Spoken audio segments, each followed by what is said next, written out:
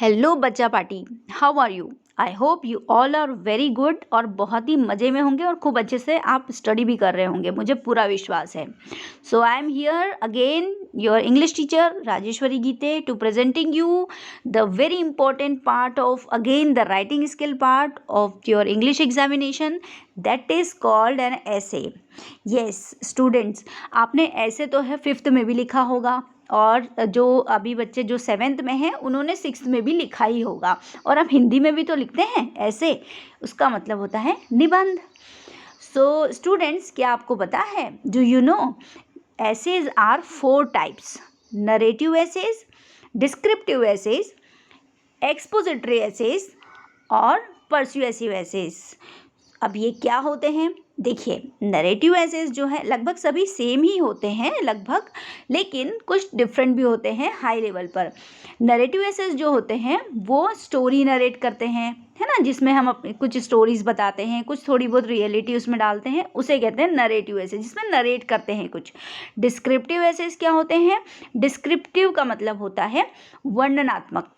जैसे कि कोई इवेंट है या होली है, दिवाली है, या फिर आप कहीं घूमने गए हैं, वहाँ का वर्णन लिख रहे हैं, तो इस तरह से डिस्क्रिप्टिव एसेज होते हैं। फिर होते हैं एक्सपोजिटरी एसेज। ये क्या होते हैं? इसमें आपको थोड़ी नीड होती है एक्स्ट्रा रीडिंग की। ये भी लगभग डिस्क्रिप्टिव जैसे ही होते हैं, लेकिन इसमें आपको थोड़ा अच्छा हाई लेवल का नॉलेज यूज़ करना पड़ता है। और लास्ट होते हैं परसुएसिव एसेज। इसमें आपको फैक्ट्स देने पड़ते हैं। वैसे परसुएसिव का मतलब होता है प्रेरक या फिर मोटिवेटर। तो आप किसी को मोटिवेट कर रहे हैं तो स्वाभाविक है आपको उसे कुछ फैक्ट्स भी बताने पड़ेंगे, या फिर आपको कुछ हिस्ट्री के बारे में भी बताना पड़ेगा, है ना। तो किसी को मोटिवेट करते हैं जब हम, तो उसकी पुरानी बातें भी तो बताते हैं ना, कि देखो जवाहरलाल नेहरू जी ने ऐसा किया था उनकी लाइफ में, एपीजे अब्दुल कलाम जी ने ऐसा किया था उनकी लाइफ में, है ना। तो इस तरह से हमें फैक्ट्स बताने पड़ते हैं परसुएसिव एसेस में। तो ये थी टाइप्स ऑफ एसेस की बात, लेकिन अभी आपको सिर्फ पार्ट्स ऑफ एन एसे समझना है, ठीक है। तो चलिए स्टार्ट करते हैं। Parts of the essays are a basic essay contents, there are 3 main parts, जैसे कि आप लोग इस वीडियो में देख पा रहे हैं। That is introduction part, then thesis statement में main idea, it is the body part and the conclusion. तो ऐसे के जो पार्ट्स होते हैं वो 3 होते हैं बेसिकली। एक तो इंट्रोडक्शन पार्ट, दूसरा बॉडी पार्ट और तीसरा कंक्लूजन। जैसा कि हमारा थोड़ा बहुत लेटर से मिलता जुलता होता है, लेकिन ये थोड़ा डिस्क्रिप्टिव होता है, थोड़ा बड़े लेवल में हमें लिखना पड़ता है, ज़्यादा वर्ड्स में लिखना पड़ता है। तो सबसे पहले हम बात करते हैं इंट्रोडक्शन पार्ट की। In the first paragraph, you have to introduce a very brief summary of an essay in the first paragraph। जैसा कि हम जिस भी टॉपिक के बारे में ऐसे लिख रहे हैं, मान लीजिए हम दिवाली के बारे में ऐसे लिख रहे हैं, या फिर मान लीजिए कि हम होली के लिए ऐसे लिख रहे हैं, या फिर हम कहीं बाहर गए हैं, कोई इवेंट्स हैं उसके बारे में बता रहे हैं, तो हम इंट्रो पार्ट देंगे कि थोड़ा सा मतलब उस जगह के बारे में, उस लोकेशन के बारे में इंट्रोड्यूस करवाएंगे, या उस इवेंट के बारे में इंट्रोड्यूस करेंगे, ठीक है। तो इसे प्रस्तावना बोलते हैं हिंदी में।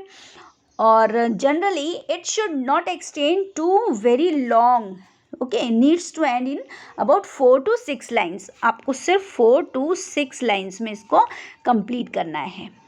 Hope you have understood now.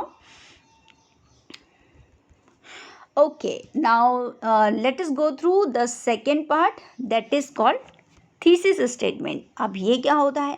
देखिए, थीसिस का मतलब होता है हिंदी में निबंध, ठीक है। थीसिस का मतलब होता है निबंध। तो जैसा कि हम निबंध लिख रहे हैं, तो मेन जो बॉडी पार्ट होता है ना, वो मेन बॉडी पार्ट ही हम इसमें यूज़ करते हैं। जैसे कि हम वर्णन कर रहे होते हैं, it is the main concept of the ऐसे फॉर द एंटायर ऐसे, ठीक है। मेन कॉन्सेप्ट हमारा मेन, हम क्या बोलना चाह रहे हैं, हम क्या कहना चाह रहे हैं, किस चीज़ का वर्णन कर रहे हैं, किस इवेंट के बारे में बता रहे हैं। So thesis statements works as a road map by showing the readers what you have to tell, यानी आप कहना क्या चाहते हैं वो रीडर को आपका ऐसे पढ़ने वाले व्यक्ति को पता चल जाना चाहिए कि आप किस बारे में बात कर रहे हैं। वैसे तो आप इंट्रो पार्ट में बता ही देंगे, लेकिन अब इंट्रो पार्ट को आपको थोड़ा और डिटेल में बताना है। ये तो आप क्या होगा, बॉडी पार्ट जो होगा, थीसिस स्टेटमेंट होगा, वो आपका 3 पार्ट्स में होगा। फर्स्ट पैरा जिसमें आप थोड़ा सा रीडर को बताएंगे कि आप क्या कहना चाह रहे हैं। The main points which are presented in the thesis are supported by the body parts of an essay. ठीक है, तो ये तो हो गया आपका body part of the essay. और in the concluding paragraph also, अब लास्ट में आता है conclusion. So in the concluding paragraph you should focus on concluding transition, reverse, है ना, और you can say hook and restatements of the thesis, यानी कि आपको इसमें बताना है, पूरा ऑल ओवर कंक्लूज़न देना है। कंक्लूज़न कैसे देंगे आप कि भाई अगर आप किसी घटना के बारे में बता रहे हैं तो उसके जो भी नेगेटिव इवेंट्स हैं, जो भी नेगेटिव पार्ट्स हैं, या जो भी पॉजिटिव पार्ट्स हैं, या क्या आपने सीखा। यदि आप नैरेटिव ऐसे लिख रहे हैं या परस्यूएसिव ऐसे लिख रहे हैं, मतलब थोड़ा किसी को मोटिवेट कर रहे हैं, या जैसे आप दिवाली का ऐसे लिख रहे हैं तो दिवाली के ऐसे के बारे में भी आप थोड़ा सा कंक्लूज़न देंगे कि क्या करना चाहिए, क्या नहीं करना चाहिए, है ना। तो इस तरह से कंक्लूज़न। तो ये तो था आपके जो मेन पार्ट्स ऐसे के हैं वो। अब हम बात करेंगे कुछ इम्पॉर्टेंट टिप्स के बारे में। तो ध्यान से सुनिए बिल्कुल। यदि आप इस फॉर्मेट को फॉलो करते हैं तो आई एम श्योर आप कोई भी ऐसे आराम से बिना किसी रट्टा मारे या बिना याद किए आप लिख सकते हैं। सबसे पहले टिप्स में हम बात करेंगे आपके ऐसे के टाइटल के बारे में। टाइटल प्रेजेंट योर ऐसे with an interesting and suitable title. Title आपका इंटरेस्टिंग होना चाहिए, सुटेबल होना चाहिए, बहुत ही कम लाइंस में होना चाहिए। एक छोटा सा एक 3 और 4 वर्ड का आपका होना चाहिए, जैसे माय हॉबी हो गया, है ना, अ रेनी डे हो गया, या फिर आपका अ हॉट डे हो गया, है ना, दिवाली हो गया, होली हो गया आपका, इस तरह से अ हिल स्टेशन हो गया। इस तरह से आपका टाइटल होना चाहिए। मेंटेन योर ऐसे बिटवीन 300 to 500 वर्ड्स। अब वर्ड्स को भी आपको मेंटेन करना चाहिए 300 to 500 वर्ड्स में। तो कम से कम आपका ऐसे 300 वर्ड का तो होना ही चाहिए, because people always attract to read the short essay generally. तो क्योंकि जो लोग हैं ना वो ज़्यादा पढ़ना पसंद नहीं करते हैं, है ना। तो छोटा सा ही लिखो, लेकिन बहुत ही अच्छा और इंटरेस्टिंग लिखो, बट एटलीस्ट आपका 300 वर्ड्स में तो होना ही चाहिए। Use simple and crisp language, don't go deep, है ना। तीसरा टिप क्या होगा कि आपको ज़्यादा डीप में नहीं जाना है। जैसे आप माय हॉबी के बारे में लिख रहे हैं तो आपको जैसे आप माय हॉबी के बारे में लिख रहे हैं और आप क्रिकेट के बारे में बता रहे हैं, तो आपको क्रिकेट के बारे में ज़्यादा डीप में नहीं जाना है। यानी आपको ये नहीं बताना है कि सचिन तेंदुलकर जी कब पैदा हुए थे, है ना, ये ज़्यादा डीप हो गया। आपको सिर्फ क्रिकेट के बारे में ही उसके इंटरेस्टिंग पार्ट्स बताने हैं कि आपको क्यों पसंद है, ठीक।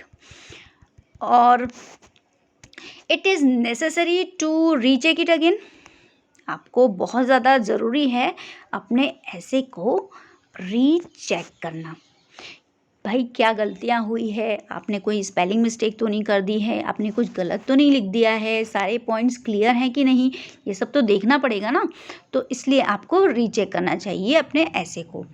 Prior to the start of an essay organize your thoughts and outline a rough draft. सबसे पहले आपको जब आप ऐसे लिखने वाले होते हैं तो सबसे पहले आपको एक रफ आउटलाइन बना लेनी चाहिए। एक रफ साइड में कागज़ में या rough part of the copy में पेंसिल से आपको एक बना लेनी चाहिए, एक सिंपल सी आपके रफ फॉर्मेट बना लेना चाहिए कि हाँ अब मैं माय हॉबी के बारे में, मेरी हॉबी जैसे क्रिकेट है, या मेरी हॉबी जैसे फुटबॉल है, या पेंटिंग है, या डांसिंग है, या जो भी है, तो उसके बारे में मैं ये लिखूँगा, ये मेरा इंट्रो पार्ट होगा, ये मेरा बॉडी पार्ट होगा, और ये मेरे पैराग्राफ होगा और ये मेरा कंक्लूज़न होगा।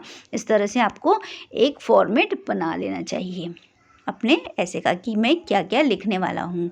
इससे आपका ऐसे जल्दी भी लिखते बनेगा, आपको बहुत कम समय में लिखते बन जाएगा और बहुत अच्छा भी रहेगा, आपसे गलतियाँ कम होगी। So you can ensure that your story will flow and not create a mess. ठीक है, आपकी स्टोरी जो है वो एक फ्लो में चलनी चाहिए। पहले इंट्रो आना चाहिए, फिर बॉडी पार्ट्स आने चाहिए, फिर कंक्लूज़न आना चाहिए। ऐसा नहीं होना चाहिए कि जो आप कंक्लूज़न में लिखना चाहते हैं वो आपने यहाँ पर लिख दिया। सब मैसी मैसी नहीं होना चाहिए, है ना। तो सब कुछ क्लियरली एक के बाद एक फ्लो में होना चाहिए।